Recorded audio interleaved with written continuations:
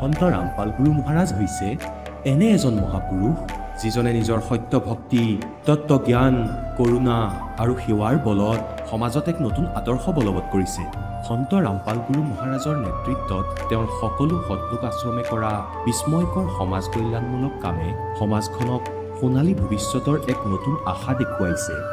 সন্ত ৰামপাল গুৰু মহাৰাজৰ পৰা নাম দীক্ষা গ্ৰহণ কৰাৰ পিছত লাখ লাখ লোকৰ কৰ্কট ৰোগ, এইডছ আদি দুৰাৰোগ্য ৰোগ নিৰাময় হ'ল। সন্তজনাৰ জ্ঞানৰ পৰা অনুপ্ৰাণিত হৈ তেওঁৰ অনুগামীসকলে লাখ লাখ ইউনিট ৰক্তদান কৰে।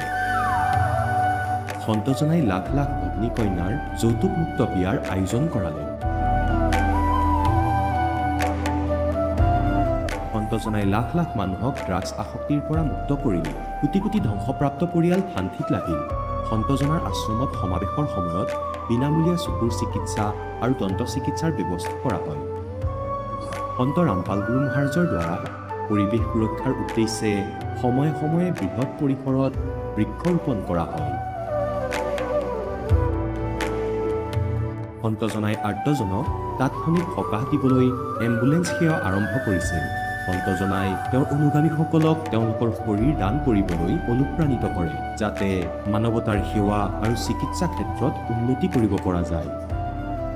সন্ত ৰামপাল গুৰু মহাৰাজৰ সকলো আশ্ৰমত প্ৰতিদিনে বিনামূলীয়া ধৰ্মভোজৰ আয়োজন কৰা হয়, য'ত প্ৰতিবাৰেই প্ৰতিটো জাতি, প্ৰতিটো ধৰ্মৰ মানুহে একেলগে বহি ভোজন কৰে।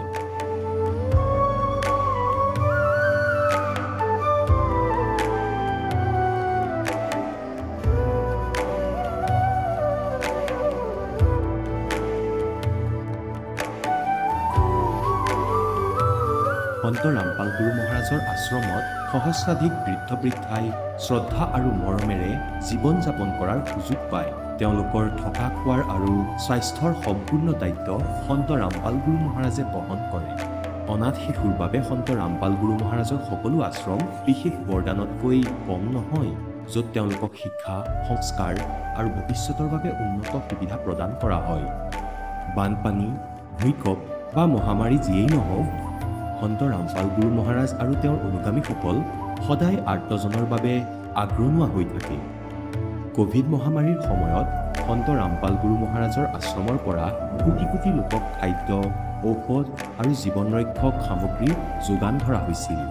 দুখীয়াক সকাহ কৰাই হওক বা যিকোনো শোষিত বা নিপীড়িত শ্ৰেণীৰ অধিকাৰ আৰু মৰ্যাদাৰ বাবে যুঁজ দিয়াই হওক, সন্ত ৰামপাল গুৰু মহাৰাজে সদায় তেওঁলোকৰ সকলো ন্যায্য দাবী চৰকাৰৰ ওচৰলৈ লৈ গৈছে আৰু তেওঁলোকক উপযুক্ত ন্যায় প্ৰদানৰ ক্ষেত্ৰত গুৰুত্বপূৰ্ণ ভূমিকা পালন কৰি আহিছে। সমাজত আধ্যাত্মিক আৰু সামাজিক মূল্যবোধৰ প্ৰতি সজাগতা অনাৰ প্ৰতিটো পদক্ষেপতে সন্ত ৰামপাল গুৰু মহাৰাজ মানৱতাৰ প্ৰকৃত সেৱক হিচাপে প্ৰমাণিত হৈছে। সন্ত ৰামপাল গুৰু মহাৰাজৰ জীৱনে আমাক শিকাইছে যে প্ৰকৃত সেৱা সেইটোহে যিটো নিস্বাৰ্থভাৱে কৰা হয়। আহক আমিও এই মহান সন্তজনৰ এই মহান সেৱাৰ কামত যোগ দিওঁ আৰু সন্ত ৰামপাল গুৰু মহাৰাজৰ পৰা নাম দীক্ষা লৈ আমাৰ জীৱন ধন্য কৰি তোলোঁ।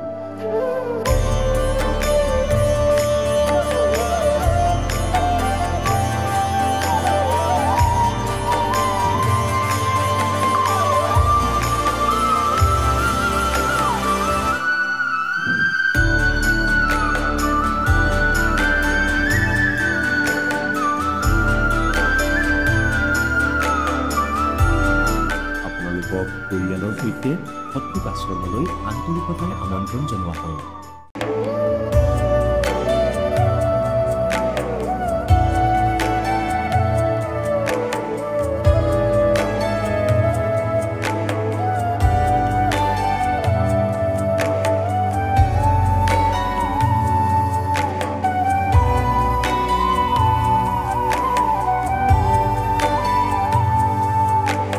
পূৰ্ণ পৰমাত্মাই আনকি পাপৰ শাস্তিও আঁতৰাব পাৰে। এতিয়ালৈকে লগ পোৱা প্ৰতিজন সাধু আৰু মহাপুৰুষে কৈছে যে পাপ কৰ্মৰ পৰিণতি ভোগ কৰিলেহে পাপ নিৰ্মূল হ'ব। সেই প্ৰভু কোন, যি পাপ কাটি পেলায়, যিজনে কালৰ বন্ধনৰ পৰা মুক্ত কৰি দিয়ে? তেওঁৰ নাম কি? পূজাৰ বিধি কি? এই কথা জানিবলৈ অনুগ্ৰহ কৰি অৱশ্যেই শুনক জগতগুৰু তত্ত্বদৰ্শী সন্ত ৰামপাল গুৰু মহাৰাজৰ অমৃত বচন। নমস্কাৰ। নমস্কাৰ। আপোনাৰ শুভ নামটো? মনসাৱতী মতাৰী। আপুনি ক'ৰ পৰা আহিছে? মই অসম ৰাজ্য শোণিতপুৰ ডিষ্ট্ৰিক্টৰ পৰা আহিছোঁ। আপুনি সন্ত ৰামপাল গুৰুমাজৰ পৰা নাম দীক্ষা কেতিয়া লৈছিল? 26 তাৰিখ 8 মাহ 2018 চনত। তেখেতৰ পৰা নাম দীক্ষা লোৱাৰ আগতে আপুনি অন্য কিবা ভক্তি সাধনা কৰিছিলনে? হয়, আমাৰ সমাজৰ প্ৰচলিত দেৱী দেৱতা ব্ৰহ্মা বিষ্ণু মহেশ্বৰ আৰু মনসা দেৱীৰ পূজা কৰিছিলোঁ। আপুনি সেই সাধনাবোৰ কেনেধৰণে কৰিছিল? যেনেকৈ সৰুৰ পৰা মোৰ মা দেউতাহঁতে কৰিছিলে, মঙ্গলবাৰ গাখীৰ দিছিলে আৰু উপাস কৰিছিলে, মানে এইবিলাকেই মই কৰি আছিলোঁ মন্দিৰ বনাই কিনে। আপুনি যিহেতু সাধনা আটাইবিলাক কৰি আছিলে, আপোনাৰ পৰিয়ালৰ লোকে যেনেধৰণে কৰে সেইদৰে আপুনিও কৰি আছিলে, তেনে ক্ষেত্ৰত আপুনি সন্ত ৰামপাল গুৰুমাজৰ শৰণলৈ কিয় আহিব লগা হ'ল? মানে এইবিলাক পূজা পাঠ কৰি ঘৰৰ মানে একো পুৰা অশান্তি হৈ আছিলে, চবেই বেমাৰ আজাৰ, যেনেকৈ আমাৰ মা এপেণ্ডিক্স আৰু কেঞ্চাৰ ৰোগৰ পৰা তাৰ মৃত্যু হৈ গ'ল, আমাৰ দেউতা পগলা হৈ ঘৰৰ পৰা ওলাই গ'ল। তাৰ পাছত মোৰো 2012 চনৰ পৰা ইমান বেমাৰ হৈ আছিলে, কেতিয়াবা হৈছিলে জ্বৰ, কেতিয়াবা মাথা বিষ, কেতিয়াবা পেট বিষ, এটা বেমাৰ হৈ আছিলে, ভালেই হোৱা নাছিলে। তাৰ পাছত মই এইবিলাক তথাপি মই পূজা পাঠ কৰি আছিলোঁ। লাষ্টত মই এইবিলাক পূজা কৰোঁতে 2014 চনত মোৰ টিবি বেমাৰটো পাই গ'ল। টিবি বেমাৰটো পোৱাৰ পাছতে মই এইবিলাকৰ দৰৱ খালোঁ, দৰৱ খাই বৈ তাৰ পাছত আৰু মই এপেণ্ডিক্সটো হ'ল, এপেণ্ডিক্সৰ মই দৰৱ খালোঁ, ডক্টৰ তাত দেখালোঁ।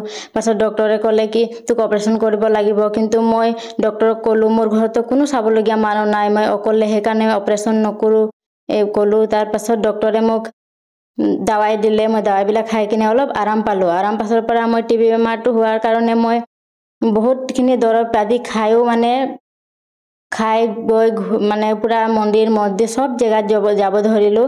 তাৰ পাছত আৰু গীৰ্জাঘৰতো মই গৈছিলোঁ 1 বছৰ, তাত গৈ কিনে মই বহুত বিনতি প্ৰাৰ্থনা বহুত কৰিলোঁ। যিমান দিন মই গীৰ্জাঘৰত গ'লোঁ ইমান দিনতো মই ভালেই থাকোঁ, যিমান দিন মই মন্দিৰত যাওঁ ইমান দিন মই ভালেই থাকোঁ। আৰু পাছত যাব এৰি দিলে তেতিয়া আকৌ মোৰ বেমাৰটো হ'বলগীয়া ধৰে। এনেকৈ কৰি পাছত আমাৰ ঘৰতো কৈ আছিলে খুৰীহঁতে, তো আমাৰ পৰিয়ালটো যিমান আছে সিহঁতি আগতে সন্ত ৰামপালজী মহাৰাজৰ পৰা 14 চনতে নাম লৈছিলে। সিহঁতি কৈছিলে তো ইমান বেমাৰ হৈ থাকো, যিহেতু সোনকালে সন্ত ৰামপালজী মহাৰাজৰ পৰা নাম ল'লে তোৰ বেমাৰ ভাল হৈ যাব। কিন্তু মই সন্ত ৰামপালজী মহাৰাজৰ কিতাপ পঢ়িছিলোঁ, পঢ়ি কিনে মানে মই বুজি পাইছিলোঁ। তথাপি মই ভাবিছিলোঁ তাতে ইমান নিয়ম আছে, এই নিয়মবিলাক মই পালন কৰিব নোৱাৰোঁ, সেইটো সঁচাই ভগৱান, কিন্তু মই দীক্ষাটো নলওঁ, এনেকৈ কৈছিলোঁ মই। তাৰ পাছত এদিন কি হ'ল, সপোনতে মোক সন্ত ৰামপালজী মহাৰাজে দৰ্শন দিলে। মই সন্ত ৰামপালজী মহাৰাজক দণ্ডৱত প্ৰণাম কৰিলোঁ। তাৰ পাছত মোৰ মনত ভাবিলোঁ যে সঁচা ভগৱান হয়তো সন্ত ৰামপালজী মহাৰাজ হয়, কিন্তু মই এতিয়া কেনেকৈ তাৰ পৰা নাম চালাম, কেনেকৈ ভক্তি কৰিম? এতিয়া যদি সিহঁততো একো মানে আমাৰ সমাজৰ যোনটো আছে সকামবিলাক কৰিব লাগে, সকাম কৰিব নালাগে। তাৰপিছত মই ভাবিলোঁ এইবিলাক যদি সকামবিলাক যদি কৰিব নালাগে তেতিয়া আমাৰ ঘৰত কোনে আহিব, কোনো আমাৰ ঘৰত নাহিব, তেতিয়া মই অকলে কি কৰিম? এইটো ভাবি কিনে মই নোলোৱাৰ পাছত আৰু মই এইবিলাক নোলোৱাৰ পাছত আকৌ মই পূজা পাঠ চব কৰিব ধৰিলোঁ। পাছত অলপ আৰাম পাইছিলোঁ টিবি বেমাৰটো, আকৌ এইটো বেমাৰ আকৌ ধৰিব খুজি কিনে পাছত যেতিয়া মই আৰু দৰৱ পাতি খাব ধৰিলোঁ, মানে এইবিলাক বেমাৰটো ভাল কাৰণে দৰৱ পাতি খালোঁ, তাৰপাছতো আৰাম পোৱা নাই। আৰাম পাছত মন্দিৰত গৈছোঁ, চব জেগাতে যিবা মানে ঝাৰা ফুকা যিমান কৰিব লাগে এইবিলাক চব কৰিছোঁ, হোৱা নাই। লাষ্টত মোৰ এপেণ্ডিক্সৰ যোনটো পেট বিষ আছিলে, বিষটো আকৌ এবাৰ ঘূৰি উঠাৰ পাছত মোৰ আত্মাটো লাগিলে যে মই সন্ত ৰামপালজী মহাৰাজৰ যোনটো জ্ঞান গংগা আছে কিতাপটো মই আকৌ এবাৰ পঢ়িম। যোন টাইমত মই মানে কৰিছিলোঁ বেমাৰটো উঠাৰ সময়তে, মানে তেতিয়া এইটো টাইমত সন্ত ৰামপালজী মহাৰাজে ইমান জ্ঞানৰ প্ৰচাৰ হোৱা নাছিলে। তাৰপাছত আমাৰ ওচৰৰ ল'ৰা এজনক মই ক'লোঁ যে মইতো ইমান বেমাৰ হৈ থাকোঁ, তাৰ কাৰণে মই এবাৰ আৰু সন্ত ৰামপালজী মহাৰাজৰ জ্ঞান গংগা কিতাপটো পঢ়িব বিচাৰিছোঁ বুলি মই ক'লোঁ। পাছত সি ক'লে মোৰ তাত এতিয়া জ্ঞান গংগা আছে, আমাৰ খুৰা আনি থৈ দিছে, মইতো পঢ়ি কিনে একো বুজি নাপালোঁ, তাৰ কাৰণে তোক আনি দিম, তই পঢ়িবি, পঢ়ি কিনে যদি বুজি পাই মোকো অলপ বুজাবি, এনেকৈ ক'লে। তো মই ঠিক আছে আনি দিবি এনেকৈ ক'লোঁ। পাছত সি আনি দিলে মোক কিতাপটো। মই 3 দিনমান পঢ়িলোঁ, সৃষ্টি ৰচনা পঢ়িলোঁ, আৰু তাৰ আছিলে যোনটো ইণ্টাৰভিউবিলাক চালোঁ। বহুত মানুহৰ বহুত কেঞ্চাৰ বা কিবা বহুত ডাঙৰ বেমাৰ আছিলে, সিহঁতৰ এই বেমাৰবিলাক ভাল হ'ল।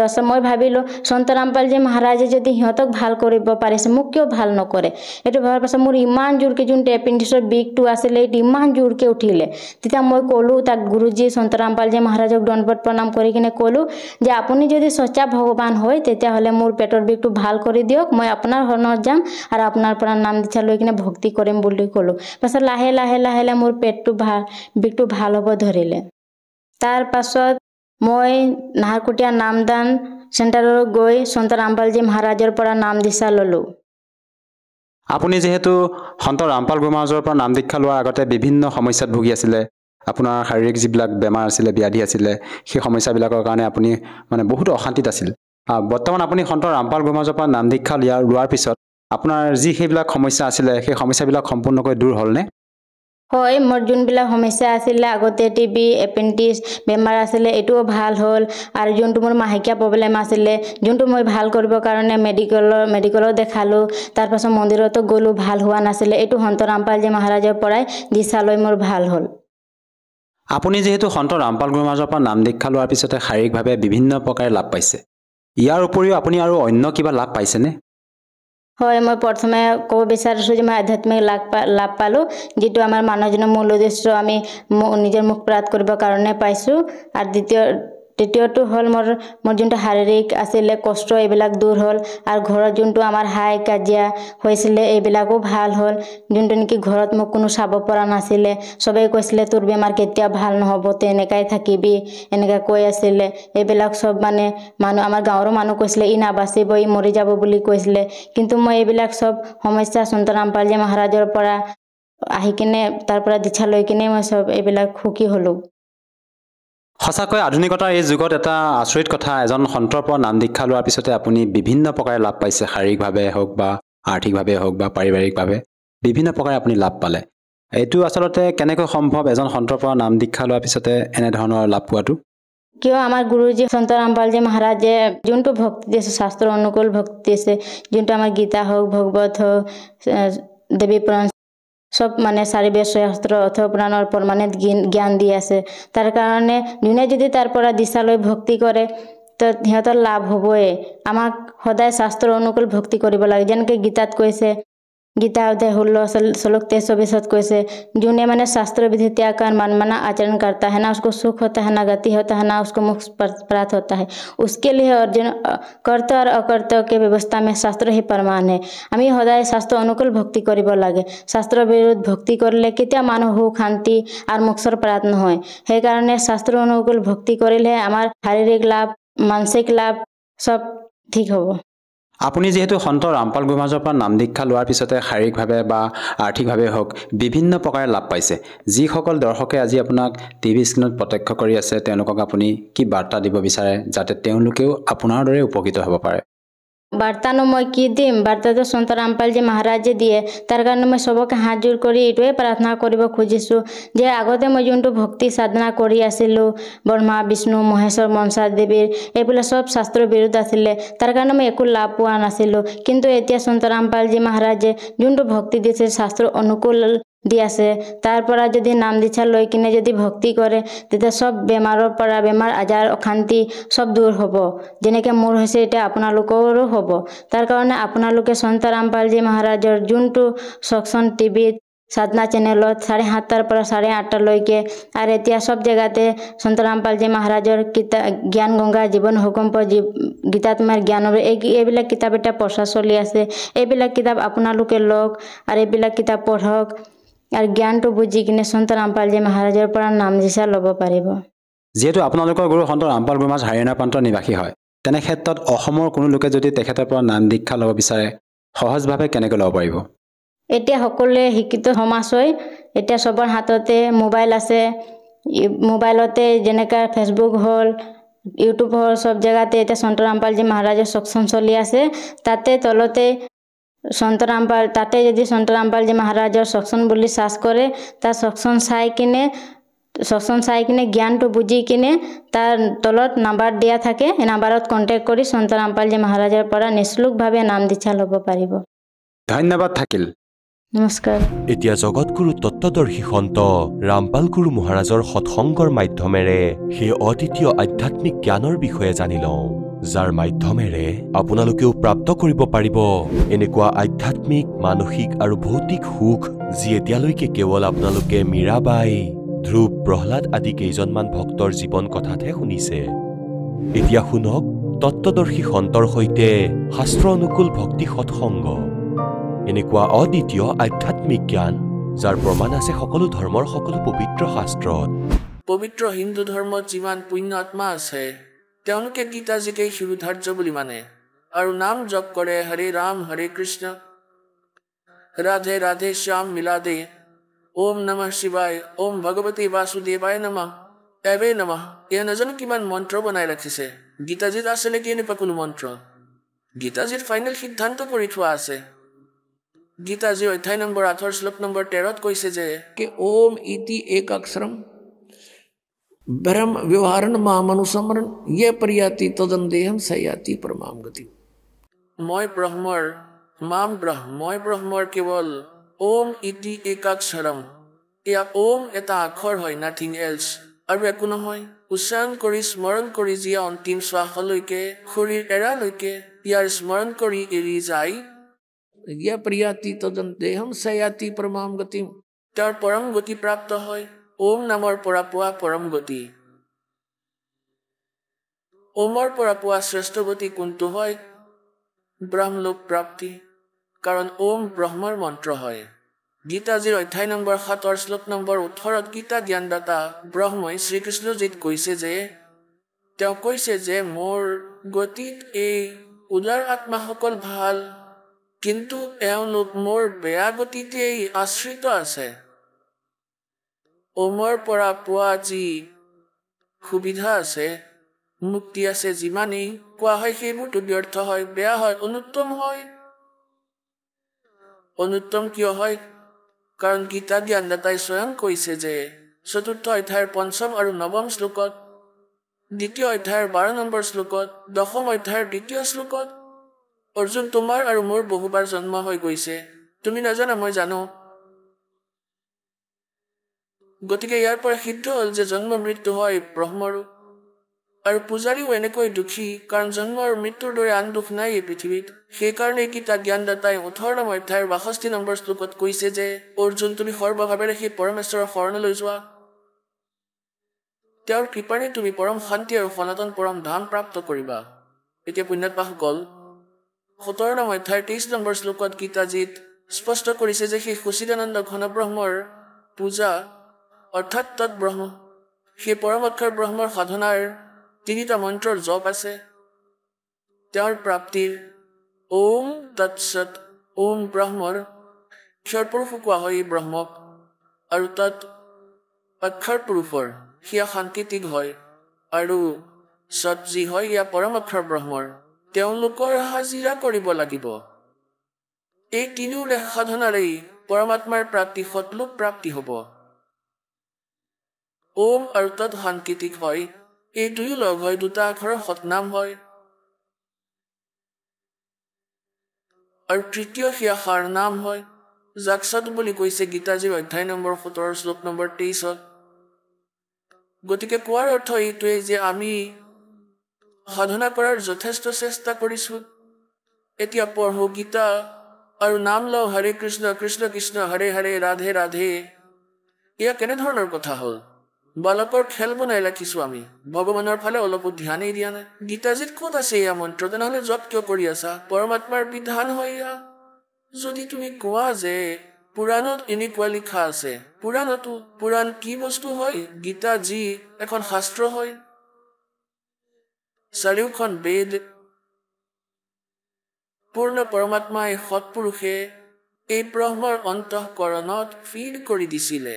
5খন বেদ কৰিছিলে, সূক্ষ্ম বেদো যি পৰমেশ্বৰে স্বয়ং আহি ক'বলগীয়া হৈছিলে তেওঁ নষ্ট কৰি দিলে আকৌ, আৰু ইয়াত এনেকৈ ফিড কৰি দিলে যেনেকৈ ইয়াৰ নিৰ্ধাৰিত সময় ৰাখি দিছে। ইমান সময়ৰ পাছত নিজে নিজে তেওঁৰ শ্বাসৰ মাধ্যমেৰে বাহিৰলৈ ওলাই আহিলে, তেওঁ গোটেইকেইখন পঢ়িলে আৰু পঢ়াত দেখিলে যে যিখন পঞ্চম বেদ হয় তাত নিৰ্ণায়ক জ্ঞান আছে, কবীৰ ইজ গড, তেওঁ সাকাৰ হয়, মনুষ্য সদৃশ হয়, আৰু তেওঁৰ ভক্তিৰ বিধি এয়া হয়, তাত সম্পূৰ্ণ কমপ্লিট আছিলে। গতিকে তেওঁ পঞ্চম বেদ নষ্ট কৰি দিলে। 4 বেদ য'ত মহিমাটো পৰমাত্মাৰ আছিলে কিন্তু ৱে অফ ৱৰ্শ্বিপ নাছিলে, পূজাৰ বিধি নাছিলে, সেই 4 বেদ নিজৰ পুত্ৰ ব্ৰহ্মাক দি দিলে। ব্ৰহ্মাজীয়ে এইখিনি পঢ়িলে আৰু যিখিনি আজিলৈকে তেওঁ বুজিব পৰা নাই যে এইবোৰ কি কাহিনী হয়, তেন্তে ব্ৰহ্মাজীৰ পৰাই জ্ঞান প্ৰাপ্ত কৰিলে কোনে? আন ঋষি মুনিসকলে। তেন্তে সেই আন ঋষিসকলৰ আৰু লগতে এই ব্ৰহ্মাজীৰ যি জ্ঞান আছে সেয়া পুৰাণ হয় আৰু বেদৰ জ্ঞান হয় গড গিভেন। গীতা যিখন শ্ৰীমদ ভাগৱত গীতা, এয়াও বেদৰ জ্ঞান হয়। ইয়াত অলপমান তেওঁ নিজেই মিক্সাৰ কৰি ৰাখিছে। গীতাজীত ঠায়ে ঠায়ে কিছু সংকেত দিছে যে এয়া মোৰ মত হয়, তেওঁৰ মত এৰি বাকী সকলো বেদ জ্ঞান হয়। এতিয়া পুণ্যাত্মাসকল, বেদ যি হয় সেয়া পৰমাত্মাৰ বিধান হয়, আদেশ হয়, সংবিধান হয়, আৰু যি পুৰাণ হয় সেই তাত কোনো ঋষি বা ব্ৰহ্মা বিষ্ণু মহেশ্বৰ বা দেৱতাৰ আদেশ আছে, তেওঁলোকৰ নিজৰ অনুভৱ।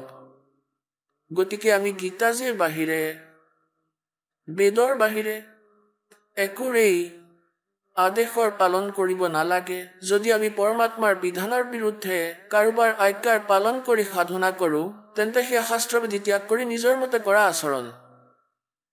পুৰাণ যি হয় এয়াই হেল্প কৰে কেৱল পৰমাত্মাৰ মহিমাক বুজিবৰ বাবে, কিন্তু পৰমাত্মাক পোৱাৰ কাৰণে কেৱল গীতাজী আৰু বেদেই বিধান হয়। আৰু পঞ্চম বেদ যি পৰমাত্মাই স্বয়ং আহি কৈছে, যাক সচিদানন্দ ঘন ব্ৰহ্মৰ বাণী বুলি কোৱা হয়, কবিৰ বাণী, তাত সকলোখিনি জ্ঞান আছে, ইনক্লুডিং 4 বেদ আৰু লগতে গীতা, পুৰাণ সকলো তাতে ইনক্লুড আছে। এজন ব্যক্তি আছিলে, তেওঁৰ এজন মিত্ৰ আছিলে SHO। তেওঁ নিজৰ মিত্ৰক ক'লে যে মোৰ যিজন চুবুৰীয়া আছিলে কাষৰ ঘৰৰ, তেওঁ মোক অশান্তি দি আছে, কোনো কথাই নুশুনে, মই কি কৰিম? তেতিয়া SHOয়ে ক'লে যে তাক কবাই দে, মই চাই ল'ম, আগৰ সময়ত এনেকুৱা আছিলে। এতিয়া তেওঁ নিজৰ মিত্ৰ সেই দাৰোগাৰ আদেশ পালন কৰি নিজৰ চুবুৰীয়াৰ লগত কাজিয়া কৰাৰ সিদ্ধান্ত ল'লে। মাৰপিট লাগিল, চুবুৰীয়াজন মৰি গ'ল। এতিয়া সেই লগৰ ওচৰৰ ঘৰৰ ব্যক্তিজন মৰি গ'ল। তেতিয়া তাক ধৰি লৈ গ'ল সেই SHOয়ে, যিজন তেওঁৰ মিত্ৰ আছিলে। তেওঁক জেলত ভৰাই দিলে আৰু তেওঁৰ শাস্তি হ'ল, মৃত্যুদণ্ড হ'ল। এতিয়া তেওঁ কি ভুল কৰিলে যে ৰজাৰ বিধান আছে কোনো ব্যক্তিয়ে কাৰোবাক হত্যা কৰিলে তাক মৃত্যুদণ্ডৰ শাস্তি দিয়া হ'ব। সেই ব্যক্তিয়ে এজন অধিকাৰীৰ আজ্ঞা পালন কৰি চুবুৰীয়াজনক মাৰি কোবাই হত্যা কৰি পেলালে, ৰজাৰ বিধান ভাঙি দিলে আৰু ৰজাৰ বিধান অনুসৰি তেওঁ মৃত্যুদণ্ডৰ শাস্তি হ'ল। সেই অধিকাৰীয়ে একো কৰিব নোৱাৰিলে। তেন্তে পুণ্যাত্মাসকল, আমি এনেকৈ বুজিব লাগিব যে বেদ আৰু গীতা সেয়া পৰমাত্মাৰ বিধান, বাৰ্তা হয়। ইয়াত যি লিখা আছে সেইটোৱেই ফাইনেল হয়। ইয়াৰ বাহিৰে ঋষিসকলৰ, দেৱতাসকলৰ যিবোৰ নিজৰ নিজৰ অনুভৱৰ কথা আছে সেয়া আমি পূজাৰ বিধিত স্বীকাৰ কৰিব নালাগে, কিয়নো সেয়া এজন অধিকাৰীৰ আদেশ হৈ যাব। এইবোৰক পালন কৰিলে ভগৱানৰ বিধান খণ্ড হৈ যাব আৰু আমি দোষী, অপৰাধী হৈ যাম। এতিয়া প্ৰসংগ চলি আছে যে আজিলৈকে আমি পৰমাত্মাৰ বিষয়ে জ্ঞান যথাৰ্থ ৰূপত পোৱা নাই।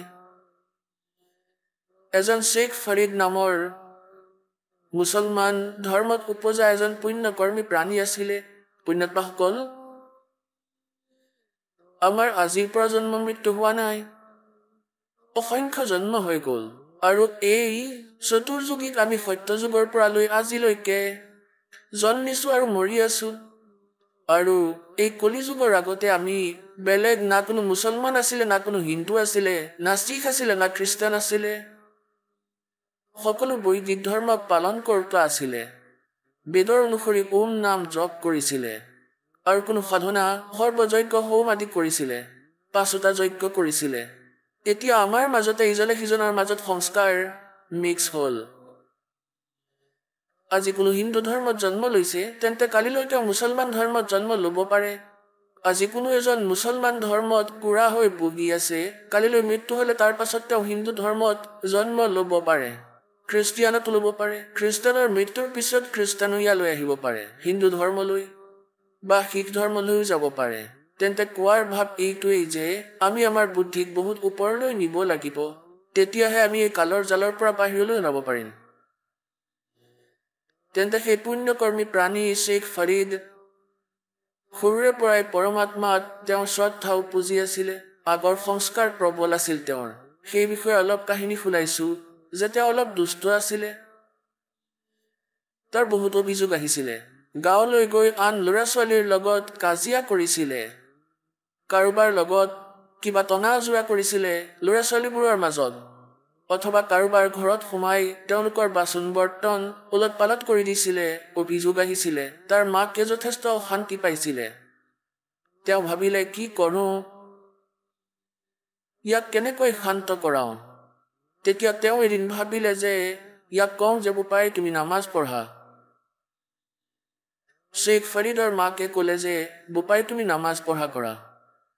সৰু বালক আছিল, ৩-৪ বছৰৰ। ক'বলৈ ধৰিলে, মই কিয় পঢ়িম নামাজ, মই তাৰ পৰা কি পাওঁ। আৰু তাৰ ফেভৰেট ফ্ৰুট আছিল খেজুৰ। সি বহুত খেজুৰ খাইছিলে, সি বহুত ভাল পাইছিলে। তেওঁ ক'লে, মাকে ক'লে যে বোপাই আল্লাই তোমাক খেজুৰ দিব। সঁচাই ক'লে, প্ৰতিদিনে। তেওঁ ক'লে, হয় প্ৰতিদিনে। তেতিয়া সি সুধিলে যে পুৱা মা কেনেকৈ পঢ়ে নামাজ। ক'লে যে ৰ'বা, নামাজ পঢ়াৰ সময় থাকে, মই ক'ম তুমি এতিয়া বহি থাকা। সি বহি থাকিলে। এতিয়া মাকে ভাবিলে যে ইয়া মোৰ কাম কৰাৰ সময় হয়, ইয়াক লগাই দিওঁ নামাজ পঢ়িবলৈ, আৰু ইমানতে তেওঁ কামো কৰি ল'ব, নহ'লে সি ক'ৰ পৰা আকৌ কি অভিযোগ আনে। তেওঁ এখন কাপোৰ পাৰিলে আৰু ক'লে, বোপাই এনেকৈ মূৰটো ধোৱা আৰু এনেকৈ কৈ থাকা, আল্লাহ মোক খেজুৰ দিয়া, আল্লাহ মোক খেজুৰ দিয়া। এয়াই নামাজ। আৰুনো কি মনত থাকিব সেই বালকৰ। যেতিয়া সি বহুত সময়লৈকে কৰি থাকিলে, তেতিয়া তাৰ মাকে কি কৰিলে, এটা পাতত খেজুৰ মেৰিয়াই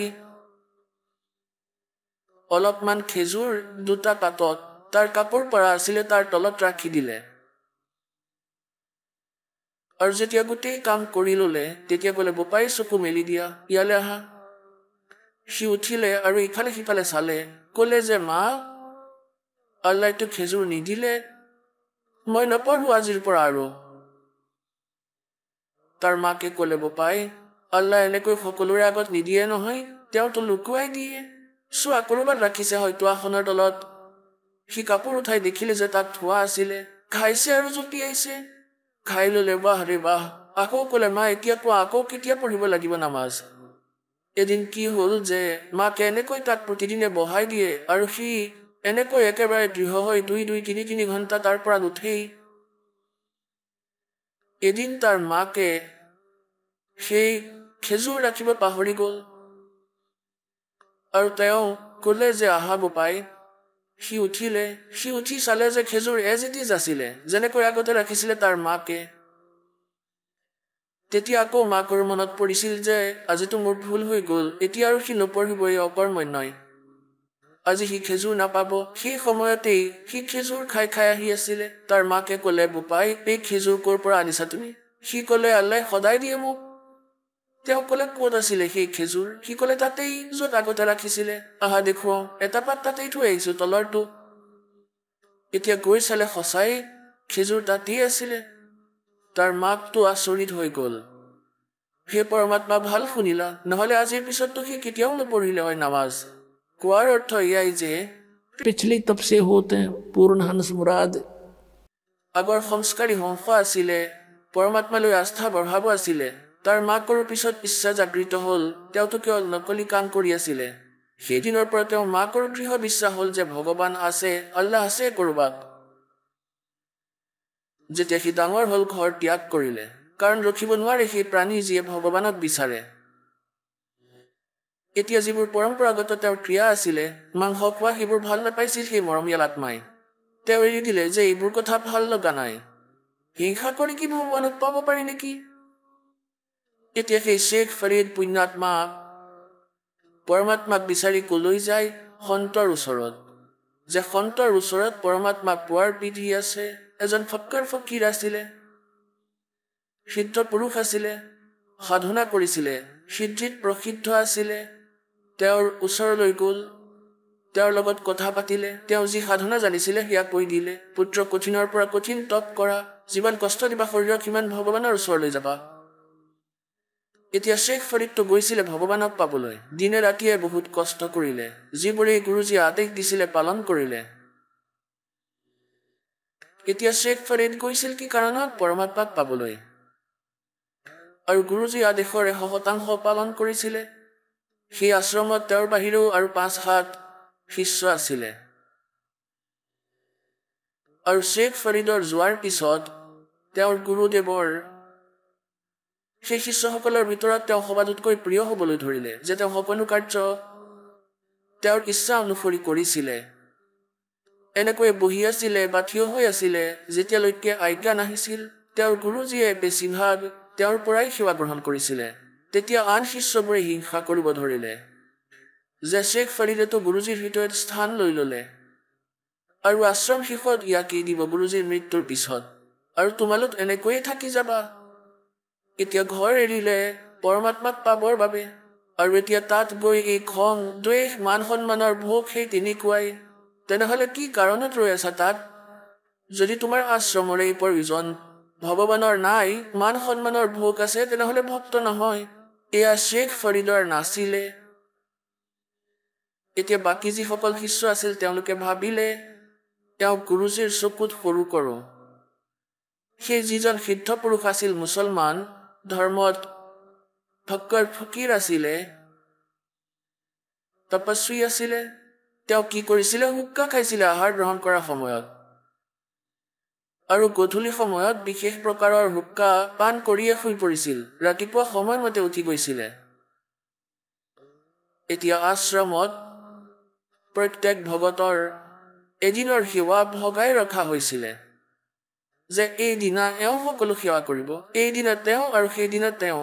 যিদিনা শ্বেখ ফৰিদৰ সেৱাৰ টাৰ্ণ আহিলে, সেইদিনা আন সেৱকসকলে ভাবিলে যে আজি এওঁক গুৰুদেৱৰ চকুত সৰু কৰিম।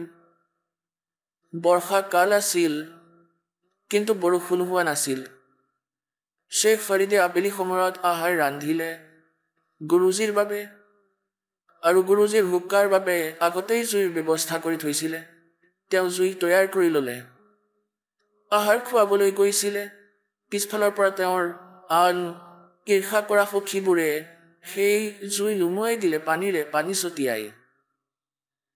এতিয়া শ্বেখ ফৰিদেতো ভাবিছিলে যে 2 মিনিটত হুক্কা ভৰাই দি দিম, আৰু সেই গুৰুজী ইমান খঙাল আছিলে, যদি 5 মিনিটত কিবা কাৰণত লেট হৈ যায় কোনো কাম কাজত, তেওঁৰ ইমান খং উঠি যায় যে লাখুটিৰে মাৰিছিলে, আৰু বহুদিনলৈকে সেইজনক সেৱাৰ সুযোগ নিদিছিলে। এতিয়া শ্বেখ ফৰিদজী গ'ল নিজৰ আনন্দতে, যে গৈ হুক্কা ভৰাই দিম, গৈ দেখিলে যে জুই নাই। এতিয়া শ্বেখ ফৰিদৰটো চিন্তাৰ বিষয় হৈ পৰিল। ইফালে চালে সিফালে চালে, দেখিলে জুই একেবাৰেই নাই ক'তো। অলপমান দূৰত দেখিলে এখন গাঁও আছে, নগৰ আছিলে তাৰ পৰা 1 কিলোমিটাৰ দূৰত। তাত ধোঁৱা উৰি আছিলে। চিলিম উঠাই দৌৰিব ধৰিলে ফুল স্পীডত। তাত গৈ দেখিলে এগৰাকী মাতৃয়ে চৌকাত জুই জ্বলাবলৈ চেষ্টা কৰি আছে, ফু মাৰি আছিলে। চকুৰ পৰা পানী পৰি আছিলে। ধোঁৱা পুনৰ আহি তেওঁক অশান্তি কৰি আছিলে। এতিয়া শ্বেখ ফৰিদ দৌৰি দৌৰি গ'ল, ক'লে মা মা, ক'লে কোন হয়? হয় মহাৰাজ, কি হ'ল? ক'লে মা অলপ জুই দিয়ক, হুক্কাত ভৰাব লাগে। সেই মাতৃ আছিলে একেবাৰে অকৰ্মণ্য। এনেকৈ ক'লে চকু ফুটাই লোৱা, তেতিয়াহে জুই পাবা। চকু ফুটাই লোৱা তুমি তোমাৰো। তেওঁ আছিলে সৰল মানুহ, সাধু সন্ত বহুত সৰল হয়। তেওঁ ক'লে চকু ফুটাই দিলে জুই পাই যাম। তেওঁ ক'লে পাই যাবা। তেওঁ আকৌ ফু ফু মাৰিব ধৰিলে। এতিয়া তেওঁ চেপেন এডাল চকুত ভৰাই দিলে আৰু বাহিৰলৈ উলিয়াই ৰাখি দিলে আৰু ক'লে মা মোক জুই দিয়ক, মই চকু ফুটাই ল'লো। যেতিয়া সেই মাতৃয়ে দেখিলে তেওঁৰ ভৰিৰ তলৰ মাটি খহি পৰিল। এইজনটো সেই মহাত্মাৰ শিষ্য, তেওঁতো বহুত সিদ্ধ পুৰুষ হয়, তেওঁ যদি কোনো বচন দিয়ে নাশ হৈ যাব। সেই মাতৃয়ে গোটেইখিনি জুই উলিয়াই দিলে বাহিৰলৈ চৌকাৰ, আৰু ক'লে লোৱা বোপাই লোৱা। আৰু তেওঁ সোনকালে সেই জুই ভৰাই সেই চকুত এখন কাপোৰ বান্ধি তেওঁ স্পীডত দৌৰি গ'ল। সিফালৰ পৰা গুৰুজীয়ে মাত লগালে, আৰে শ্বেখ ফৰিদ, আৰে ফৰিদ ক'ত মৰিলা? তৃতীয়বাৰ যেতিয়া মাত লগালে তেতিয়া 2 একৰ দূৰৰ পৰা মাত দিলে, আহিছো গুৰুজী, আহিছো গুৰুজী। গুৰুজীয়ে সুধিলে, ভাই কি হৈছে? ইমান দেৰি কিয় হ'ল? ক'লে, আজিৰ দিনটো বৰষুণৰ আছিলে। গুৰুদেৱ, অগ্নি জ্বলাইছিলো কিন্তু নুমাই গ'ল। গাঁৱৰ পৰা দৌৰি গৈ আনিছো। তেওঁ ক'লে, আচ্ছা থৈ দিয়া। এতিয়া জুই ৰাখি দিলে তেওঁতো হুক্কা খাই খোৱাৰ ব্যৱস্থা কৰিব ধৰিলে। তেওঁ দেখিলে আন্ধাৰ যেন হৈছে। ক'লে, চকুত কি হ'ল? ক'লে, আপুনি থাকোতে গুৰুদেৱ কি হ'ব এই বুলি কৈ বাহিৰলৈ ওলাই গ'ল। এতিয়া সেই মাতৃৰ গোটেই ৰাতি কটাবলৈ বহুত কঠোৰ হ'ল। এতিয়া তোমাৰ ওপৰত বিজুলী পৰিব, কৈ দিব গুৰুজীক। আৰু তেওঁতো এজন সিদ্ধ পুৰুষ হয়, কিবা বচন কৈ দিলে নাশ হৈ যাব। পুৱাই পুৱাই ওলাই গ'ল সেই মাতৃ এইটো লৈ, চকুটো মাটিৰ বাচনত ঢাকনিৰে ঢাকি লৈ গ'ল আৰু ক'লে যে, মহাৰাজ মোৰ ভুল হৈ গ'ল, মোক ক্ষমা কৰি দিয়ক। আপোনাৰ শিষ্যই জুই ল'বলৈ গৈছিলে আৰু মই এনেকৈ ধোঁৱাত অশান্তি পাই আছিলো। তেতিয়াই মোৰ মুখৰ পৰা ওলাই গ'ল যে চকু ফুটাই লোৱা, চকু ফুটালে জুই পাবা। আৰু আপোনাৰ এই শিষ্যই চকু উলিয়াই ৰাখি দিলে। মহাৰাজ মোৰ ভুল হৈ গ'ল, মোক ক্ষমা কৰি দিয়ক। আৰু মোৰ দোৱালে কান্দিলে বৃদ্ধ মাতৃয়ে। এতিয়া সেই গুৰুজীয়ে বুজিব পৰা নাছিলে যে তেওঁ কি ক'ব বিচাৰিছে। ক'লে যে, মা মোক ভালদৰে বুজাই কোৱাচোন। ক'বলৈ ধৰিলে, এনেকৈ ঘটনা হ'ল। তেওঁ শ্বেখ ফৰিদক মাতিলে, আৰে ফৰিদ এফালে আহা। ক'লে, হয় আহিছো। সুধিলে, কি হ'ল? ক'লে, আপুনি থাকোতে কি হ'ব গুৰুদেৱ? আপোনাৰ দাসৰ আপুনি থাকোতে কি হ'ব? এই কাপোৰখন কিয় বান্ধি ৰাখিছা? ক'লে, এনেই ৰাখিছো। ক'লে, খুলি দিয়া এইখন। তেওঁ কাপোৰখন খুলি দিলে। তেতিয়া দেখিলে চকুটো ভালেই আছে ফৰিদৰ। তেতিয়া সেই মাতৃয়ে দেখি আচৰিত হৈ গ'ল, কিন্তু দ্বিতীয়টো চকু যেন অলপ সৰু হৈ গ'ল। এইটো বিশ্বাস কৰাবলৈ যে সঁচাকৈয়ে এইটো ঘটনা ঘটিছে। এতিয়া পুণ্যাত্মাসকল, এনেকুৱা সিদ্ধ পুৰুষ আৰু যদি এনেকুৱা আচৰিত ঘটনা দেখুৱাই, তেনেহ'লে তেওঁৰ ওপৰত শংকা হ'ব কাৰ? এতিয়া এই কথাটো তত্ত্বজ্ঞানেৰে আপুনি বুজি পাব যে এনেকুৱা সিদ্ধ পুৰুষ আছিলে সেই তপস্বী হুক্কাপাৰ। কাৰণ আগৰ সংস্কাৰ আছিলে সেই পুণ্যকৰ্মী প্ৰাণীসকলৰ। আগৰ দপৰে হৈ আছে পূৰ্ণ সংস্মুৰাদ। বৰ্তমানৰ একো সিদ্ধি সাধি একো নাছিলে সেই দুয়োৰে, না শ্বেখ ফৰিদৰ আছিলে না সেই গুৰুৰ। আগৰ সংস্কাৰৰ আছিল, আগৰ জন্ম জন্মান্তৰৰ। তেওঁ বিদ্যমান হয়, তথাপিও তেওঁৰ এই ভক্তিৰ কথা মনলৈ আহে। ঘৰ ত্যাগ কৰে, কিন্তু আগলৈ সাধনা নকৰাত নিজৰ বেটাৰী দি চাৰ্জ কৰি দিয়ে। এনে সিদ্ধি দেখুৱাই এতিয়া গোটেই ঠাইতে ওচৰে পাজৰে চৰ্চাৰ বিষয় হৈ গ'ল। সেই মহাৰাজৰ বাহ হৈ গ'ল যে এজন বালকৰ এনেকৈ চকু ঠিক কৰি দিলে। ওচৰৰ পাজৰৰ গোটেই জনতাই পূজা কৰিব ধৰিলে। সেই মহাত্মা সিদ্ধ পুৰুষ আৰু সুপ্ৰিম হ'ল আৰু হৈ গ'ল তাৰ সন্ত। এতিয়া কিছুদিনৰ পিছত কি হ'ল, তেওঁৰ মৃত্যু হৈ গ'ল। মৃত্যুৰ পিছত শ্বেখ ফৰিদে সেই আশ্ৰম ত্যাগ কৰিলে। ভাবিলে সাধনা কৰিব লাগিব। গুৰুজীয়ে কৈছিলে যে কঠিন তপ কৰা ভগৱান পাবা, তেওঁৰ সৈতে দৰ্শন হ'ব। শ্বেখ ফৰিদেতো পৰমাত্মাক পাবলৈ ঘৰৰ পৰা ওলাই গৈছিলে। আৰু যদি ভগৱানক নাপায় তেনেহ'লে এই মনুষ্য শৰীৰৰ কি কৰিব? কি কৰিম এই মাটিৰ? এয়া ভাবি গুৰুজীয়ে কোৱা অনুসৰি ঘোৰ তপস্যা কৰিব ধৰিলে। এজোপা বৃক্ষৰ ডাঙৰ ডাল এডাল কুৱাৰ ওপৰেদি গৈছিলে। তেওঁ ভাবিলে বহুত সাধনা কৰিছো, এতিয়া এনেকৈ কৰো। ওপৰত ৰছী বান্ধি ললে গছৰ আৰু নিজৰ ভৰিত বান্ধি ললে দুয়োখনতে, আৰু বাকী ৰছী তললৈ ওলমাই দিলে আৰু ওলোটাকৈ ওলমি গ'ল। এতিয়া 12 বছৰলৈকে তেওঁ ওলোটাকৈ ওলমি বহুত ঘণ্টালৈকে কুৱাত সাধনা কৰিলে। আৰু 12 বছৰৰ ভিতৰত 50 কিলো অন্ন খাইছিলে শ্বেখ ফৰিদে। 50 কিলো 12 বছৰত। যদি 10 গ্ৰামো আমি ভাবি পেলাই চলো, তেনেহ'লে 1 মাহতো 10 গ্ৰামটো একোৱেই নহয়। 100 গ্ৰাম বুলিও যদি আমি মানো, এমাহৰ গণনা কৰিলেই 36 কিলো হৈ যায়। এতিয়া পুণ্যাত্মাসকল, এতিয়া 12 বছৰৰ ভিতৰত 40 কিলো অন্ন খাইছে তেনেহ'লে কেনেকুৱা শৰীৰ হ'ব তেওঁৰ? কেৱল হাড়হে থাকি গ'ল শেষত। তেওঁ বাহিৰলৈ আহি কেতিয়াবা কেতিয়াবা বিশ্ৰাম কৰিছিলে, পৰমাত্মাক ভাবি পৰমাত্মাৰ অপেক্ষাত আছিলে।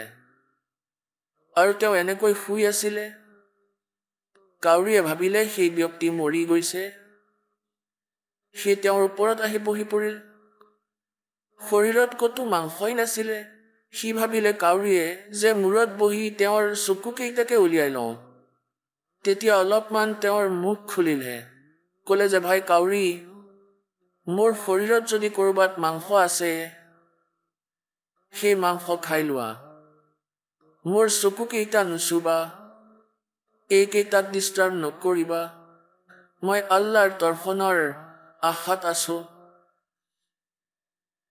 মই ভগৱানক চাব বিচাৰো। মোৰ চকুকেইটা এৰি দিয়া, বাকী ক'ৰবাত যদি কিবা পোৱা খাই লোৱা। তেওঁ মুছলমান আছিলে, আৰু যিজনে মাংস খায়, ছাগলী কাটে, গৰু কাটে, তেওঁ পৰমাত্মাক পাই যাব। তেন্তে তেওঁ ইমান দয়ালু। কাউৰীক কয় যে মোৰ মাংস খোৱা, ক'ৰবাত পোৱা যদি, কিন্তু মোৰ চকুকেইটা নুচুবা, চকুকেইটাক ডিষ্টাৰ্ব নিদিবা। মই আল্লাহৰ দৰ্শনৰ আশা কৰি আছো। এতিয়া তেওঁ ভাবিলে যদি বাহিৰত ওলাই থাকো তেনেহ'লে কাউৰীয়ে খাব, চকুকেইটাও ফুটাই দিব, ভগৱানকো নাপালো। ওলোটাকৈ ওলমি পৰিল, লাহে লাহে চুচৰি গৈ সেই ৰছীডালেৰে। অভ্যাসটো আছিলেই, আৰু উচুপি উচুপি কান্দিব ধৰিলে। আল্লাহৰ দৰ্শন নহ'ল, আৰু এতিয়া শৰীৰো নাথাকিল। সকলো শেষ, এতিয়া প্ৰাণ যাবই। আৰু উচুপি উচুপি কান্দিব ধৰিলে। এতিয়া কি কৰিলে? পৰমাত্মাই কয় যে গোতা মাৰো স্বৰ্গ में और जा बैठूं पाताल, कह कबीर ढूंढता फिरूं अपने हीरे मोती लाल। এয়া এই ধৰণৰ সাধক আগৰ জন্ম জন্মান্তৰত কেতিয়াবা পৰমাত্মাৰ পৰমহংস হৈছিলে এই পৃথিৱীত, কিন্তু মাজতে পিছলি গ'ল। তেওঁলোকৰ মাজৰে শ্বেখ ফৰিদো আছিলে। এতিয়া পৰমাত্মা পাই গ'ল তাত, সেই কুঁৱাত থিয় হৈ গ'ল, আৰু তেওঁৰ ৰছীক ধৰি টানিব ধৰিলে। কাৰণ আগতে কুঁৱা যথেষ্ট দ আছিলে, ৰছী দীঘল দীঘল আছিলে। এনেকৈ টানিব ধৰিলে বাহিৰলৈ। শ্বেখ ফৰিদে ভাবিলে কোনো দুষ্ট আহিছে চাগে, কোনো গৰখীয়া। আহক আমি এতিয়া সেই শ্ৰদ্ধালুসকলৰ অনুভৱবোৰ জানো, যিসকলে জগতগুৰু তত্ত্বদৰ্শী সন্ত ৰামপাল গুৰু মহাৰাজৰ পৰা দীক্ষা প্ৰাপ্ত কৰিছে তথা তেওঁ কোৱা ভক্তি মাৰ্গ এওঁলোকে অৱলম্বন কৰি আছে। নমস্কাৰ ছাৰ। নমস্কাৰ ছাৰ। ছাৰ কি নাম হয় আপোনাৰ? ছাৰ মোৰ নাম অক্ষয় কুমাৰ নায়ক হয়। ছাৰ ক'ৰ পৰা আহিছে আপুনি? মই সম্বলপুৰ উৰিষ্যাৰ হয় ছাৰ। ছাৰ সন্ত ৰামপালদেৱ মহাৰাজৰ পৰা নাম দীক্ষা আপুনি কেতিয়া ল'লে? মই 2013 মাৰ্চত লৈছিলোঁ ছাৰ। ছাৰ সন্ত ৰামপালদেৱ মহাৰাজৰ পৰা নাম দীক্ষা লোৱাৰ আগত আপুনি কি ভক্তি সাধনা কৰিছিল? মই কোনো ভক্তি কৰা নাছিলোঁ। ঘৰত যি পূজা পাৰ্বণ কৰিছিলে দেউতাহঁতে, আমাৰ ঘৰত আগৰ পৰা সৎসংগ হৈছিলে আৰু আমাৰ সকলো দেৱতাকে মানিছিলে। কিন্তু মই কোনো ইমান কিতাপ পঢ়া নাছিলোঁ, ইমান জ্ঞানো নাছিল মোৰ। অক্ষয়, আপুনি কৈছে যে আপুনি কোনো ভক্তি সাধনা কৰা নাছিল, তেন্তে কি কাৰণে আপুনি সন্ত ৰামপালদেৱ মহাৰাজৰ শৰণলৈ আহিলে? এইটোতো বহুত ডাঙৰ কাহিনী হয় ছাৰ।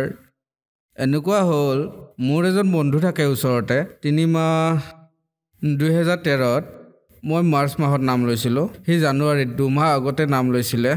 সি বাৰবলত গৈ লৈছিলে সন্ত ৰামপালদেৱ মহাৰাজৰ পৰা। আমি বাইকত সম্বলপুৰলৈ গৈছিলোঁ চহৰ ফুৰিবলৈ। সি মোক ক'লে যে এজন পৰমাত্মাৰ অৱতাৰ আছে সন্ত ৰামপালদেৱ মহাৰাজ, যিজন কবিৰ চাহেবৰ অৱতাৰ। গতিকে মই পৰমাত্মাৰ নামটো প্ৰথমবাৰ মই তাৰ মুখত শুনিলোঁ। মই সুধিলোঁ পৰমাত্মা কি হয়? প্ৰথমে এইটো মোক কোৱা। মইতো পৰমাত্মা শব্দটো তোমাৰ মুখতেই শুনিলোঁ। সি মোক বুজালে যে ভগৱানকে পৰমাত্মা বুলি কয়, যিজনে সৃষ্টিৰ পালন কৰে, সকলোকে ধাৰণ পোষণ কৰি উদ্ধাৰ কৰে। মই সুধিলোঁ যে ইয়াৰ পৰানো কি লাভ? তুমি লৈছা লোৱা, কিন্তু মোক কিয় কৈ আছা? মোৰ এই জ্ঞান লোৱাত কোনো ইণ্টাৰেষ্ট নাই। তেতিয়া সি ক'লে যে তোমাৰ যি সমস্যা, তুমি ডক্টৰ হৈও সদায় ঔষধ খাব লগা হয়, প্ৰত্যেক মাহতে আল্ট্ৰাচাউণ্ড কৰিবলগীয়া হয়, ষ্ট'ন ইত্যাদি আছে। গতিকে এবাৰ ব'লা, তুমি যদি ভালদৰে নাম লৈ সৎ ভক্তি কৰা, তোমাৰ সকলোখিনি ভাল হৈ যাব। মই ক'লোঁ যে এনেকৈ কেনেকৈ ভাল হ'ব ন? 3-4 বছৰৰ পৰা মোৰ সৰুৰে পৰা ইউৰিক এচিডৰ প্ৰব্লেম আছিল। ইউৰিক এচিড মানে কি হয়? সকলোবোৰ গাঁঠিতে বিষ হয়। ইউৰিক এচিডৰ বাবে কি হয়, কিডনিত ষ্টনৰ সৃষ্টি হয়। এতিয়া যাৰ ইউৰিক এচিড হয় নহয় ছাৰ, তাৰ মানে সৰুৰ পৰাই মৰালৈকে ই ঠিক নহয়, সদায় ঔষধ খাবলগীয়া হয়। আৰু এটা কাৰণত ঔষধ এৰিবলগীয়া হয়, যেতিয়া ইউৰিক এচিড লেভেল বাঢ়ি যায় তেতিয়া কিডনিত ষ্টনৰ সৃষ্টি হয়। আৰু 11 মাহলৈ আপোনাৰ যি কিডনিৰ পৰা যিডাল পাইপ যায় ব্লাডাৰলৈ, 11 mmলৈ ইলাষ্টিক থাকে। 11 mmলৈ থাকিলে গুৰি হৈ ওলাই যায়, কিন্তু মোৰ 14 mm আছিল আৰু এয়া নাযায়।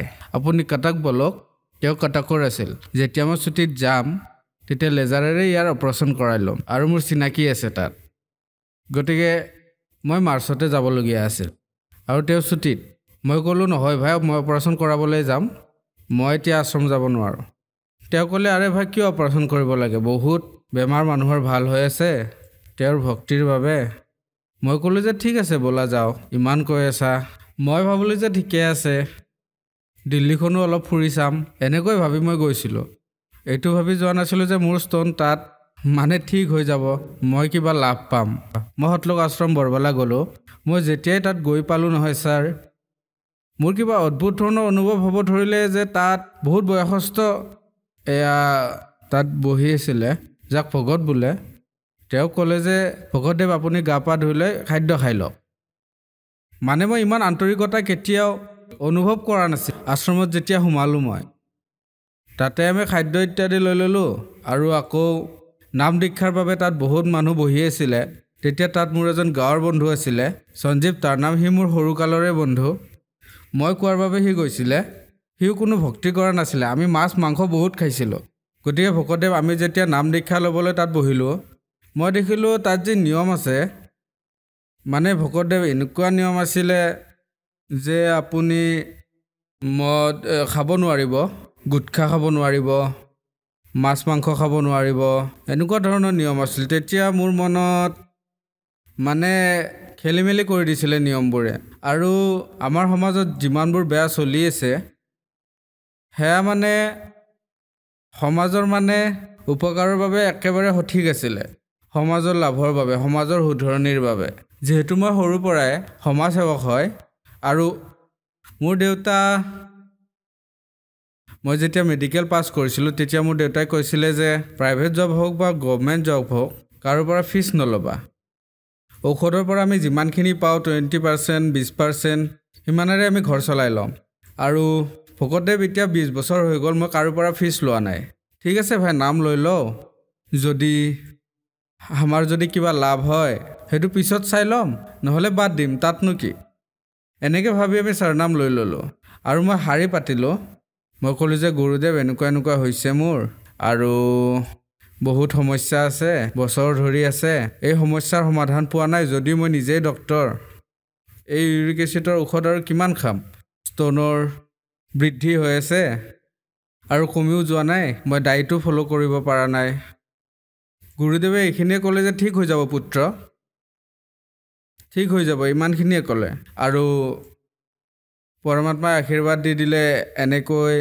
যেতিয়া তেওঁ মোৰ মূৰত হাত থ'লে, শৰীৰত কিবা আচৰিত মানে বিজুলী লাগিলে, যেনেকুৱা লাগে তেনেকুৱা লাগিলে। গুৰুদেৱ হাঁহি গুচি গ'ল।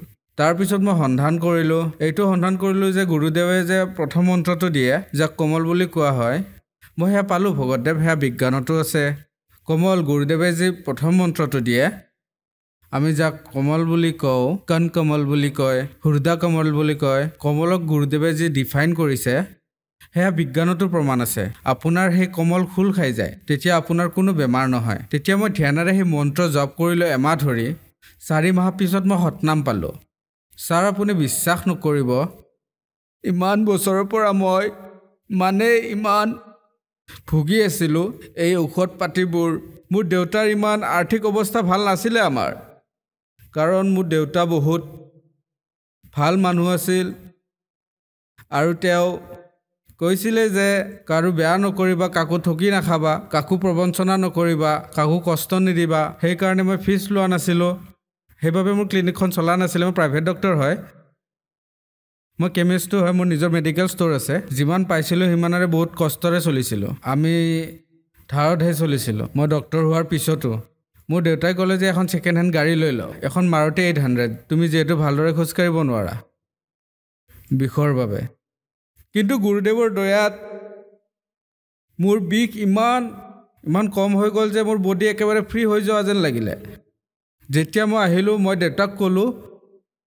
দেউতাই যিহেতু ভগৱত প্ৰেমী আছিলে, প্ৰত্যেক মাহতে আমাৰ ঘৰত সৎসংগ হয়। অঞ্চলটোৰ সকলোৱে মোৰ দেউতাক চিনি পাইছিল আৰু সকলো দেৱী দেৱতাৰ, বিশেষকৈ হনুমান পূজা মোৰ দেউতাই প্ৰত্যেক মাহতেই কৰিছিলে। মই জ্ঞান গংগা কিতাপখন দেউতাক দিয়ে আৰু দেউতাক ক'লোঁ যে দেউতা, এৱে পৰমাত্মা, আপুনি একেবাৰে এই মিছা প্ৰবঞ্চনাত নপৰিব, আপুনিও আপোনাৰ জীৱনৰ কল্যাণ কৰাওক। মই ইয়াৰে জীৱন্ত উদাহৰণ হয়। মই সেই সময়ত ভগতদেৱ নিজৰ আল্ট্ৰাচাউণ্ড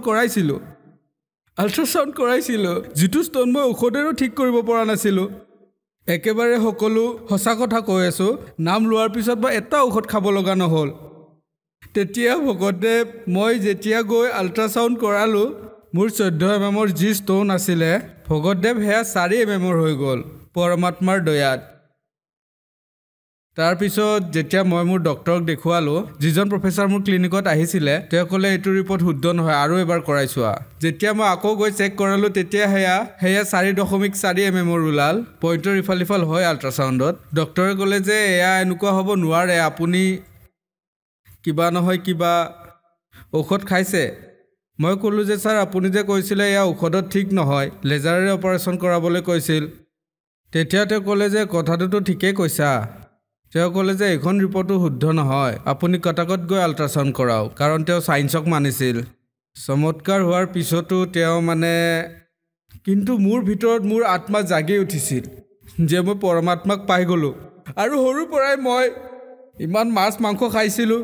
মই মোৰ বন্ধুবোৰক লৈ মই এনে নিচা কৰা নাছিলোঁ। মই মোৰ দেউতাৰ বাবে মই কোনো নিচাযুক্ত বস্তু চোৱা নাছিলোঁ, কিন্তু মাছ মাংস বহুত খাইছিলোঁ। মোৰ লগত এবাৰ এনেকুৱা চমৎকাৰ হ'ল নহয় ভগতদেৱ। মই প্ৰথম মন্ত্ৰ জপ কৰা নাছিলোঁ, 11:30 পিছত গৈছিলোঁ।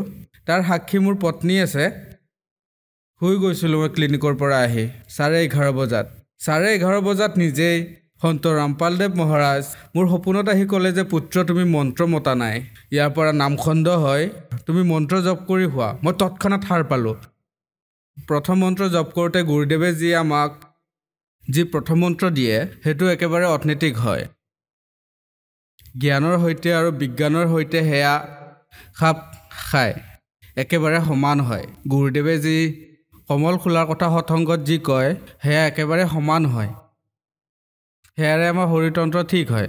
এবাৰ এনেকুৱা হ'ল, মই ক্লিনিকৰ পৰা আহি আছিলোঁ, মোৰ পাছফালে এজন বহি আছিলে, সি নাম লোৱা নাছিলে। এখন মাৰ্কেট আছিল তাত, আৰু এখন ট্ৰাক আহিলে আৰু মাৰ্কেটত যিসকলে পাথৰ ৰাখি চব্জি ইত্যাদি বেচে, তাতে এটা চকা লাগিল। মোক পিছফালৰ পৰা ঠেলি দিলে। মোৰ মূৰটো ভগতদেৱ এটা চকাৰ তলত আহি গ'ল। মানুহে কৈ থকা শুনিছিলোঁ, ইয়াৰ মূৰটো গ'ল। মই শুনি আছোঁ, কৈ আছে ইয়াৰ মূৰটো নাই। বহুত দিনলৈ মোৰ ইয়াত টায়াৰৰ চিন আছিলে। তাৰপিছত মই নাৰ্ছিং হোমলৈ আহিলোঁ, আৰু ডক্টৰে ক'লে তুমি অলপৰ কাৰণে বাচিলা, একো নহ'ল, মোৰ আচুৰ এটাও নালাগিল। তাৰপিছত আমি পৰমাত্মাক তাৰপিছত সন্ত ৰামপালদেৱক মোৰ পত্নীয়ে প্ৰাৰ্থনা জনালে, মনত পেলালে।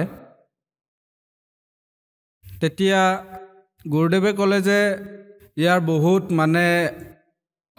এনেকুৱা ইয়াৰ জীৱনত আছে, যি ইয়াৰ সৎ ভক্তিৰ বাবে কাট খাই যাব, পৰমাত্মাই আৰু পিছলৈ ইয়াক নতুন জীৱন দি থাকিব। এনেকুৱা পৰিস্থিতি বহুত আহিব, পুত্ৰ ভয় নাখাবা, ভক্তি কৰি থাকিবা। ছাৰ, আপোনাৰ দেউতা এজন ভাল ডক্টৰ আছিল, আৰু আপুনিও এজন ভাল ডক্টৰ। আপুনি এতিয়াও ৰোগী অৰ্থাৎ পেচেণ্টৰ পৰা ফিজ নলয়। আমি এইটো শুনিবলৈ পাইছিলোঁ যে আপুনি আপোনাৰ ৰাজ্যত কৰোনাৰ সংকটৰ সময়ত প্ৰায় 25 লাখতকৈও অধিক টকাৰ ঔষধ গৰীব মানুহক ফ্ৰীতে বিতৰণ কৰিছিল। গতিকে ছাৰ, আপুনি এই চিন্তাধাৰা আৰু প্ৰেৰণা ক'ৰ পৰা পালে? এয়া সন্ত ৰামপালদেৱ মহাৰাজৰ জ্ঞান, তেওঁৰ প্ৰেৰণা। আমাৰ প্ৰাইভেট মেডিকেল ষ্ট'ৰ আছে ভগতদেৱ। আমিও এনেদৰে লিখি দিছিলোঁ যে সকলো ঔষধ ফ্ৰীতে দিম। আমি মিডিল ক্লাছ ফেমিলি হয়, আমাৰ লগত ইমানো পইচা নাই। কিন্তু কেনেকৈ সেয়া মেনেজ হ'ল, 11 দিনৰ ভিতৰত আমি 12 পৰা 13,000লৈকে। তেতিয়া কৰোনাৰ সময় আছিল, লকডাউন আছিলে সকলো কৰোনাৰ বাবে। আৰু প্ৰায় ভগতদেৱ আমি যি ট্ৰিটমেণ্ট কৰাই আছিলোঁ, সেই সময়ত মানুহৰ অলপ খৰচ হৈছিলে ঔষধৰ বাবে। 700ৰ পৰা 800লৈকে বিল হৈছিলে আৰু মানুহে কিনিব পৰা নাছিলে কিন্তু পৰমাত্মাৰ জ্ঞান এনেকুৱা আছিল যে গুৰুদেৱৰ জ্ঞানৰ বাবে ভগতদেৱ নিজে সেয়া লোভ একেবাৰে আঁতৰি যায় আৰু দোকানত কেনেকৈ ইমান প্ৰায় 20 লাখতকৈ অধিক ঔষধৰ বেছিয়ে হ'ব 25-30 লাখ মান হ'ব দোকানত কিমান ঔষধ থাকে সেয়া আমি ক্যালকুলেশন কৰিব নোৱাৰো আমি 20 লাখ টকাৰ ঔষধ আনিছিলোঁ 11 দিনৰ ভিতৰত আৰু এয়া কেৱল সন্ত ৰামপালদেৱ মহাৰাজৰ দয়াত আমি ভগতদেৱ 30-40টা পেচেণ্ট চাই ভাগৰি গৈছিলোঁ কিন্তু হাজাৰতকৈ বেছি কেতিয়াবা 800-900 এদিনটো 1600 হৈ গৈছে পৰমাত্মাই ক'ত কি মেনেজ কৰিছিলে একেবাৰে লাইন হৈ গৈছিলে আৰু গুৰুদেৱৰ বহুত দয়া থাকিল 11 দিনলৈকে মানে দুখীয়া মানুহবোৰৰ গুৰুদেৱ সন্ত ৰামপালদেৱ মহাৰাজে বহুত দয়া কৰিলে আৰু তেওঁৰ প্ৰেৰণাৰে সেইবোৰ হ'ল নহলেতো আমি ক'তনো সাধাৰণ মানুহে এইবোৰ ভাবিব পাৰিব ছাৰ বহুত মানুহে কৈছে যে তেওঁলোকে সন্ত ৰামপালদেৱ মহাৰাজৰ পৰা অনলাইন নাম দীক্ষা লৈছে অৰ্থাৎ মোবাইলৰ দ্বাৰা নাম দীক্ষা লৈছে আৰু সুস্থ হৈ গ'ল তেওঁলোকে নিজৰ ৰিপৰ্টটো দেখুৱালে আৰু প্ৰুফো দেখুৱালে মেডিকেল সায়েন্সে কৈ দিছিলে যে তেওঁলোক আৰু সুস্থ নহয় কিন্তু সন্ত ৰামপালদেৱ মহাৰাজৰ পৰা অনলাইনত নাম দীক্ষা লোৱাৰ পিছত তেওঁলোক সুস্থ হ'ল গতিকে ছাৰ বৰ্তমানটো সায়েন্স আৰু টেকনলজিৰ যুগ এইটো কেনেকৈ সম্ভৱ যে এজন সন্ত ইমান দূৰত বহি অনলাইন নাম দীক্ষা দি বেমাৰ ভাল কৰি আছে ছাৰ আপুনি যে এয়া সুধি আছে মানে মেডিকেল সায়েন্স ইমান টেকনলজি ডেভেলপ হোৱাৰ পিছতো সন্ত ৰামপালদেৱ মহাৰাজৰ পৰা মানুহ কেনেকৈ ঠিক হৈ আছে এনেকুৱা এটা আধ্যাত্মিক শক্তি থাকে আমিও গুৰুদেৱক আমাৰ পূৰ্ণ পৰমাত্মা মানি লৈছোঁ আৰু কবিৰ চাহেবৰ কথাও কৈছোঁ আৰু তেওঁ য'তেই থাকে তেওঁৰ শক্তি মানে পৰমাত্মাৰ শক্তি এনেকুৱা হয় আপুনি য'তেই নলওক মোবাইলত লওক আৰু গৈ কৰবাত হাজাৰ নামদান কেন্দ্ৰ চলি আছে য'ত এতিয়া নাম লওক তেওঁৰ শক্তি কামত আহিব ভগতদেৱ আমি পৰমাত্মাক দেখিছোঁ নেকি ভগতদেৱ আমি পৰমাত্মাক যাৰে ভক্তি নকৰোঁ কিয় ৰাম কৃষ্ণ হনুমান সাক্ষাৎ কাৰোবাক দেখিছোঁ নেকি ভগতদেৱ টিভিত দেখিছোঁ এয়া ৰাম হয় এনেকুৱা স্বৰূপ হয় তেতিয়াহে আমি ৰাম বুলি মানিছোঁ কিন্তু আমি ভগতদেৱ প্ৰমাণৰ সৈতে সন্ত ৰামপালদেৱ মহাৰাজক আমাৰ পৰমাত্মা বুলি মানো আৰু সেইবাবে সকলোলৈ মোৰ এটা নিবেদন আছে যিমান মানুহে ইণ্টাৰভিউ দি আছে য'তেই ইণ্টাৰভিউ দি আছে তেওঁলোকে লাভ পাইছে সেইবাবে তেওঁলোকে ইণ্টাৰভিউ দি আছে কোনেও মনে সাজি দিয়া নাই মোৰ তাত এয়া প্ৰমাণ আছে চাওক মই এটা প্ৰমাণ দেখুৱাওঁ ইয়াত লিখা আছে ফেৰিঞ্জাইটিছ যি ফেৰিংছৰ ডিঙিৰ পিছফাল ফুলি যায় আৰু ইয়াত মোৰ CRP লেভেল চাওক সেই ডেটৰে হয় 35 আছে 35-95 ই 100ৰ ভিতৰত থাকে 35 বহুত ডাঙৰ হৈ যায় আৰু বহুত বেছি ইনফেকশ্যন থাকে আৰু মই এয়া সমলপুৰত দেখুৱাইছিলোঁ মোৰ সঠিক নালাগিল মই আকৌ গৈ কটকত গৈ দেখুৱালোঁ তাৰপিছত পৰমাত্মাক প্ৰাৰ্থনা জনালোঁ সন্ত ৰামপালদেৱ মহাৰাজক প্ৰাৰ্থনা জনালোঁ আৰু গুৰুদেৱে ক'লে ঠিক হৈ যাব আৰু মোৰ সেই মন্ত্ৰৰ ওপৰত ইমান বিশ্বাস আছিল মই ঔষধো নাখালোঁ মোৰ একেবাৰে ঠিক হৈ গ'ল এই যে 35 এয়া ভগতদেৱ যিসকলে মেডিকেল সায়েন্স জানে যিসকলৰ CRP বাঢ়ে তেওঁলোকে কণ্টিনিউ ঔষধ খাব লাগে ইউৰিক এচিড যাৰ বাঢ়ে তেওঁলোকে সদায় ঔষধ খাবলগীয়া হয় কিন্তু মই পৰমাত্মাৰ কৃপাত এটাও ঔষধ খোৱা নাই একেবাৰে সুস্থ হৈ আছোঁ কোনো ঔষধেই মই সন্ত ৰামপালদেৱ মহাৰাজৰ দয়াত এটাও ঔষধ খাবলগীয়া হোৱা নাই ছাৰ বৰ্তমান বহুত দৰ্শকে আপোনাক টিভিত চাই আছে আপুনি এজন ডক্টৰ আপুনিও সেই বেমাৰতে পৰিছিলে যি বেমাৰ সন্ত ৰামপালদেৱ মহাৰাজে বিনা অপাৰেশ্যন আৰু বিনা ঔষধৰে ঠিক কৰি দিলে গতিকে যিসকল দৰ্শকে আপোনাক চাই আছে তেওঁলোকো কিবা নহয় কিবা বেমাৰত গ্ৰস্ত হৈ আছে তেওঁলোকক আপুনি এজন ডক্টৰ হিচাপে কি ক'ব বিচাৰে মই তেওঁলোকক এইটোৱে ক'ব বিচাৰিম যে এতিয়া চাওক বিশেষকৈ যিমানখিনি মই উৰিষ্যাৰ কথা জানো আমাৰ ইয়াত বহুত মানুহৰ ঔষধ খাবৰ বাবে পইচা নাই কিছুমান এনেকুৱা চিকিৎসাহীন বেমাৰ আছে কিডনিৰ বেমাৰ হাৰ্টৰ বেমাৰ মানুহে বিনা চৰকাৰেতো বহুত সহায় কৰি আছে কিন্তু মানুহ বহুত মৰি আছে তেওঁলোকলৈ মোৰ নিবেদন আপুনি এবাৰ সন্ত ৰামপালদেৱ মহাৰাজৰ সৎসংগ শুনক বহুত চেনেলত এতিয়া আহি আছে তেওঁৰ জ্ঞানক চাওক আৰু যিখন জ্ঞানগংগা কিতাপ আছে সেইখন আপুনি আপোনাৰ ঘৰত যিখনে আছে যাৰ ওচৰত যি কিতাপ আছে গুৰুদেৱে যি কৈ আছে শ্লোক ইত্যাদি তাৰ লগত মিলাই চাওক আপোনাৰ যদি ভাল লাগে তেতিয়া আপুনি সেই নম্বৰত যি চেনেলত যি নম্বৰ আহি আছে তাত কণ্টেক্ট কৰক আৰু বহুত নাম দীক্ষা কেন্দ্ৰ খোলা আছে তাত আপুনি সন্ত ৰামপালদেৱ মহাৰাজৰ পৰা নাম লৈ আপোনাৰ কল্যাণ কৰাব পাৰে ধন্যবাদ ছাৰ ধন্যবাদ ছাৰ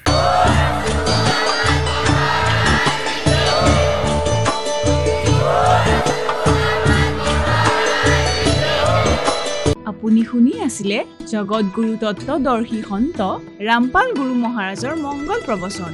অধিক জানিবৰ বাবে ভিজিট কৰক www.jagatgururampalji.org। সন্ত ৰামপাল গুৰু মহাৰাজৰ শুভ আশীৰ্বাদত সমগ্ৰ বিশ্বতে 500তকৈ অধিক নাম দীক্ষা কেন্দ্ৰ আছে, য'ত সন্ত ৰামপাল গুৰু মহাৰাজৰ দ্বাৰা বিনামূলীয়াকৈ নাম দীক্ষা দি থকা হৈছে। আপোনাৰ ওচৰৰ নাম দীক্ষা কেন্দ্ৰৰ ঠিকনা জানিবলৈ সম্পৰ্ক কৰক 7082208528।